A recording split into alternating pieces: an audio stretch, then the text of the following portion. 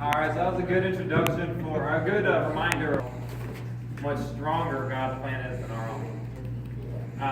And today, I'm going to talk about a story about kind of not only like walking on water, but how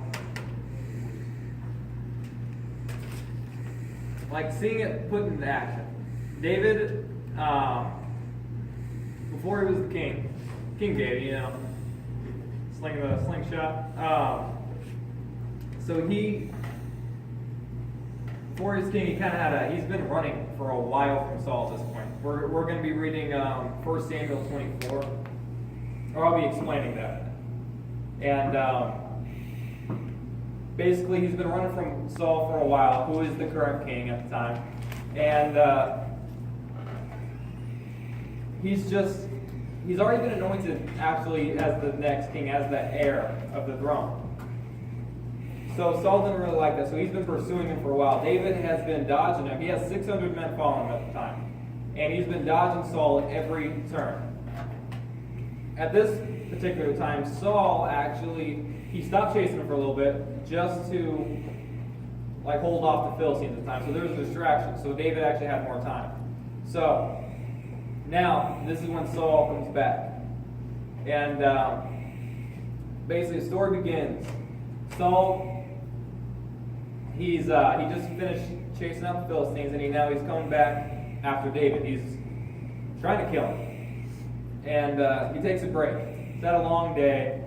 So he goes inside this cave, and it says, let me see how they put it in here.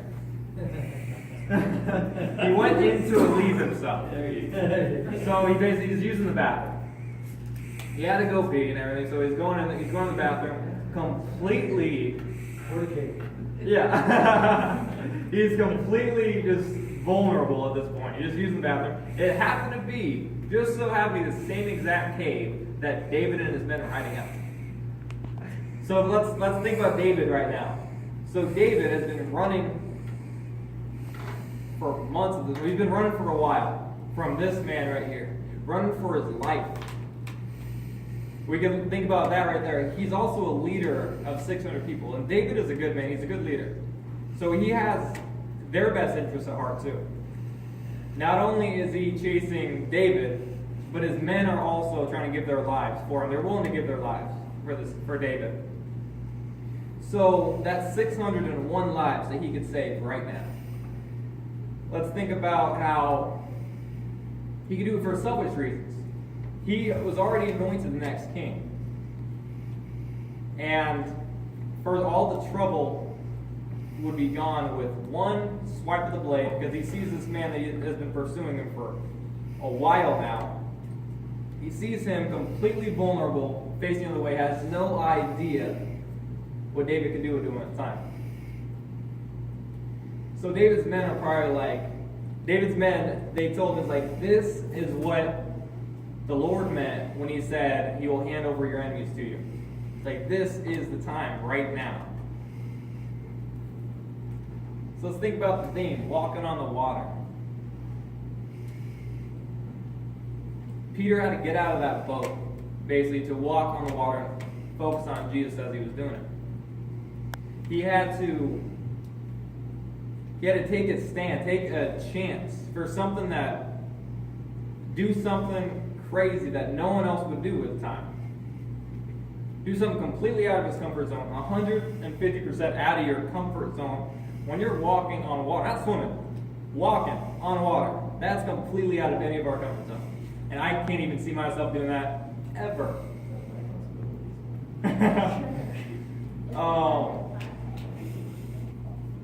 And so they're telling him, they're like, this is your opportunity right here. Go take it. It's like, do whatever you desire. That's what they tell him. So you can imagine David. He sees this opportunity. He's going up there, sneaking up with the sword out as quietly as he can, as Saul is still using the bathroom at the time. You guys know what he did? Yes. Swooped down and cut a corner of his rope and ran back. Can you imagine his men just over there watching him? They're like, okay, they see his draw sword. They see him swinging down, and he cuts a cord of the rope. They're like, no, go back, you missed. You missed. You still have an opportunity out there. Can you imagine what they're thinking? Like, what are you thinking? And you see David over there like, big old grin on his face, look what I did. But they're like, you missed the point. And then I was thinking about that and think about my life as well. There's been a lot of decisions that I've made that maybe not everyone else thinks is the right decision. Maybe not, especially at the time, seem like the right decision for everyone else. And I don't think walking on the water, I don't think getting out of your comfort zone, you're always going to be following what your friends or family may think.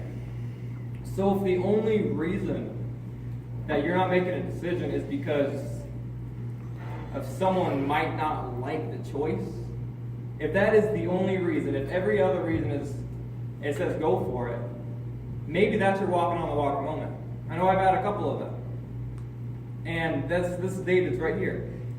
He cut a corner of the rope with a big old grin on his face, and his men are like, what are you doing? The crazy part about this is in verse 5, David actually feels guilty. He feels guilty about cutting a corner of the king's robe.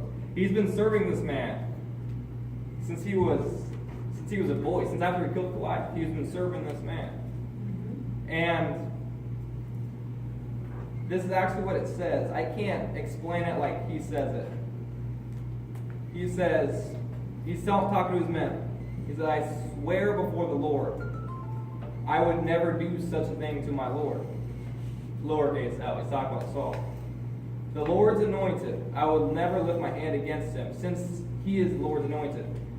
With these words, David, so basically he felt so guilty about what he did. He's like, that is God's chosen king. God himself chose this king to lead them. Who is David? That's what David's thinking. Who is he to even put a finger on him, to even cut a corner of his robe? Who is he to do that? He's not thinking about his struggle. He's not thinking about what this man is doing against him. He's thinking, this is God's chosen king, and what have I done? He felt guilty. So Saul finished his business, left the cave. David, feeling so convicted over what he just did, not only did he let this man live, which is already going against the current. You know what? Let's think about that for a second, though. Let's think about a situation in our lives where we may be looking to face a decision that may not be an easy one. And where we may be stepping out of our comfort zone.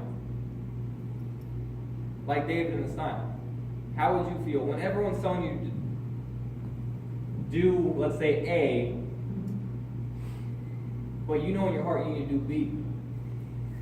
Maybe this will give you the courage to actually do what you feel like you need to do, what God is telling you you need to do, despite what everyone else says. And hopefully we can actually cut the corner of the rope instead of slicing the head off, which is what David's men probably would have done. He actually had to hold them back from Saul, it says. So Saul left the cave, and David, feeling convicted, approached him. He's been hiding from this man. Everything he's doing right now is against the grain. His men are probably just shocked. He's like, he wants to die. What is he doing? We've been giving risking our life for this crazy man? And David went out, and he called out to him. He's like, my Lord, my King, because he is his servant. He still is his servant. He still gives him kind of respect that he deserves as king. And he felt so convicted that he's just asking, why? Why are you chasing me? Why have you been trying to kill me? Why are you listening to people that are saying that I am trying to take your throne? Why are you listening to them? Look at my heart. Look at me. And know that that is not true. David is crying out to him, and he says, he's feeling so convicted about what he did. He's like, look, I could have taken your life. This is the corner of your robe. Think about what I could have done. If I got this piece of the robe without you even realizing it until just now, imagine what I could have done to you. I spared your life. He not only took a big chance in sparing his life, but he also took the chance in showing him, look what I did. Saul could have had him killed right then and there. If not, he could have had him. He's the king of Israel. Yeah, David had 600 men, but that is nothing compared.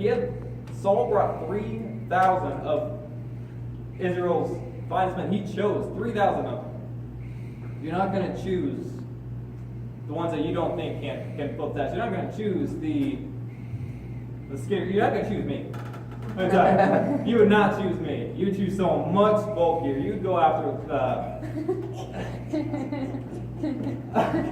Zach and Bryce. There you go.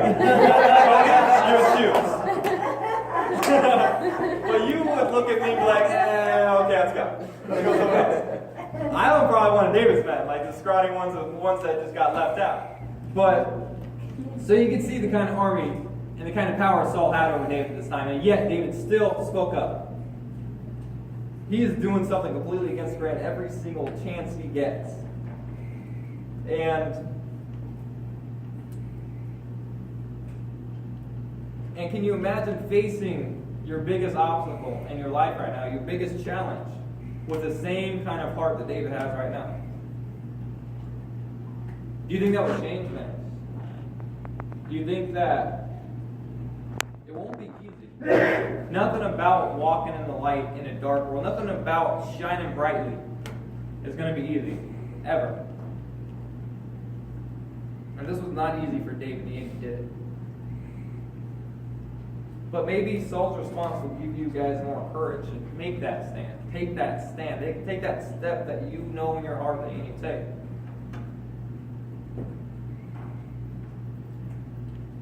Saul replied, is that your voice, David, my son? He's been trying to kill this guy, and he's now calling him his son. He says, then Saul wept aloud. I said, you are more righteous than I, for you have done what is good to me, though I have done what is evil to you. You yourself have told me today what good you did for me. When the Lord handed me over to you, you didn't kill me. You took that chance. You stepped out of the boat and you walked on the waves. He didn't really say that part, but when a man finds his enemy, does he let him go unharmed? May the Lord repay you with good for what you've done for me today. Now I know for certain you will be king, and the kingdom of Israel will be established in your hand. He's telling him, you will be a better king than I. This moment, you've proved that you will be a better king than even I. That's a hard thing to say for a current king as well. Therefore, swear to me by my Lord that you will not cut off my descendants or wipe out my name from my father's family. So he just comes David with remorse. David took the step, and Saul answered. He no longer pursued him. David taking that chance is the reason for this. The reason things were able to change for the good. David followed what God needed him to do.